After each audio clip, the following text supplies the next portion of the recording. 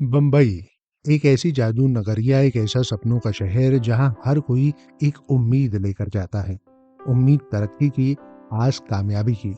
पर इस शहर में उन्होंने बदनाम हो नाम कमाया। खौफ, जुल्म, बदसलूकी का चेहरा बन नाम कमाया। 70 के पर्दे पर कई बड़े बड़े नाम लिखे आते और उन नामों के बाद एक नाम लिखा आता, एंड प्राण। और हॉल तालियों से, सीटियों से गूंज उठता और हर कोई कह उठता, वाह प्राण साहब, वाह। आप सुन रहे हैं फुर्सत के रात दिन, कुछ किस्से, कहानियां, अफसाने विद आरजे निखिल। याद करें तो याद आता है वही मोहल्ला, वही गलियां जिससे अहले सुखन कहे जाने वाले मिर्जा गालिब साहब का ताल्लुक था। दिल्ली के उसी बल्ली मरा के मोहल्ले में लाला केवल सिकंद के घर हुआ था एक पुत्र का जन्म 12 फरवरी 1920 को।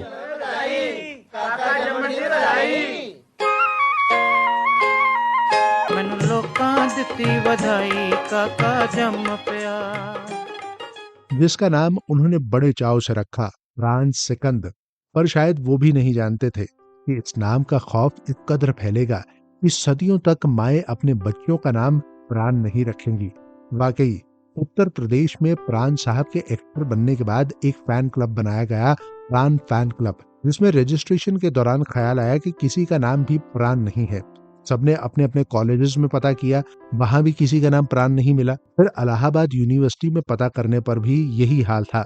और जब ये बात प्राण साहब तक पहुंची, उन्होंने ठहाका लगा कहा, बरखुरदार, हिंदुस्तान में तुम्हें दो नाम कभी नहीं मिलेंगे, एक रावण और दूसरा प्राण।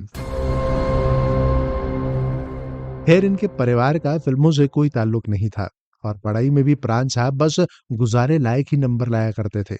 जब मैट्रिक की तो पिताजी ने कहा आगे पढ़ो, पर इन्होंने साफ कह दिया कि मेरी पढ़ाई के पीछे पैसे जाया मत करो, मेरा दिल तो फोटोग्राफर बनने का है और आपके दोस्त दास साहब से मैं फोटोग्राफी सीख सकता हूँ। पिताजी को भी आइडिया ठीक लगा और वहां सीखते सीखते ये जूनियर फोटोग्राफर से सीनियर हो गए। पहले शिमला गए और फिर जब कंपनी ने ब्रांच लाहौर में खोली तो वहां पोस्टिंग हुई। वो लाहौर जो सिनेमा और कल्चर का मरकज था, इनका वहां जाना हुआ।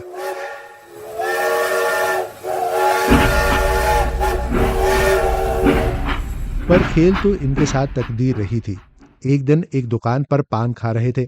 एक अधेड़ उम्र के शख्स ने इनकी तरफ घूर कर देखा और वो प्राण साहब के पास आया और कहता, मैं वली मोहम्मद, पंचोली फिल्म्स में बतौर राइटर काम करता हूँ, क्या तुम फिल्म में काम करोगे? अब प्राण साहब ने उन्हें सीरियसली नहीं लिया। फिर उसी वली मोहम्मद से प्लाजा थिएटर में मुलाकात हुई और दोबारा जोर देने पर प्राण साहब ने किया पंचोली स्टूडियो का रुख और हुई प्राण से एंड प्राण बनने की शुरुआत यमला जट, खजांची और खानदान जैसी फिल्मों से। हम खेलेंगे, हम खेलेंगे, आँख में चुल्ली हो, हम खेलेंगे। वही इन फिल्मों ने प्राण साहब को स्टार तो बना दिया था, पर देश के विभाजन के बाद लाहौर से बंबई आना पड़ा, जहां एक 5 सितारा होटल में रुके, जिसका एक दिन का किराया 55 रुपए था। प्रोड्यूसर से मुलाकात की पर काम नहीं बना। धीरे धीरे पैसे खत्म होने शुरू हो गए। फिर छोटे होटल में शिफ्ट हो गए, लेकिन काम फिर भी नहीं मिला। हालात ऐसे हो गए कि बीवी के गहने बेचने पड़े। उसी दौरान मशहूर लेखक सादत हसन मंटो और अदाकार शाम साहब से मुलाकात हुई, जिनकी सिफारिश पर इन्हें फिल्म जिद्दी में देव साहब के ऑपोजिट काम करने का मौका मिला। पर जिस फिल्म से इनका स्टाइल पॉपुलर हुआ वो फिल्म थी बड़ी बहन। चुप चुप खड़े हो जरूर, कोई बात है, पहली मुलाकात है ये, पहली मुलाकात है, पहली मुलाकात है ये, पहली मुलाकात है। अगर देखा जाए तो हिंदी सिनेमा के ये पहले रोमांटिक विलन थे। यानी किसी रोमांटिक फिल्म में अगर कोई विलन होता था तो वो प्राण साहब ही हुआ करते थे। अब मिसाल के तौर पर मधुमती आजाद में दिलीप साहब के ऑपोजिट, चोरी चोरी आह में राज कपूर साहब के ऑपोजिट, मुनीम जी और जब प्यार किसी से होता है में देव साहब के ऑपोजिट। और इसका सबसे बड़ा कारण था कि विलन होने के बावजूद he was a very good looking man और इनके निभाए किरदार कभी मोनोटनस ना हो, इसलिए कभी अपने लिबास, कभी अपनी चाल ढाल, कभी अपने अंदाज को रिपीट नहीं करते थे। किरदार नया हो या ना हो, पर ये उसमें नयापन ले ही आते थे। उदाहरण के तौर पर जिस देश में गंगा बहती है में फिल्म में निभाया राका का किरदार। गेटअप तो अलग था ही, पर खास तौर पर डायलॉग बोलते हुए ये जो उंगली अपनी गर्दन पर फेरा करते थे, वो अंदाज बस लोगों के दिलो दिमाग पर छा गया। मैं फिर कहता हूँ सरदार, ये पुलिस का आदमी है। लेकिन इतने खूंखार किरदार करते हुए जो इन्होंने फिल्म शहीद में केहर सिंह का किरदार निभाया, वो बहुतों की आंखों को नम कर गया, जो खास तौर पर फरहान साहब के लिए लिखा गया था।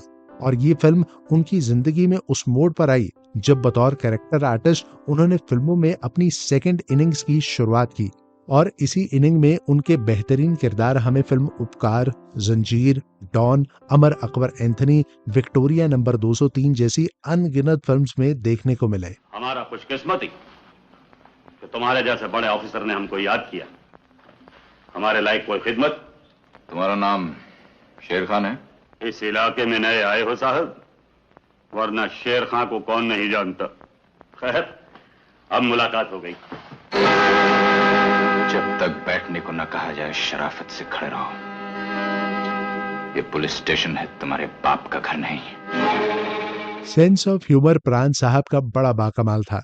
एक बार एक नामचीन एक्टर ने कहा कि मुझे अपनी फिल्मों को चलाने के लिए फरहान और महमूद की जरूरत नहीं है।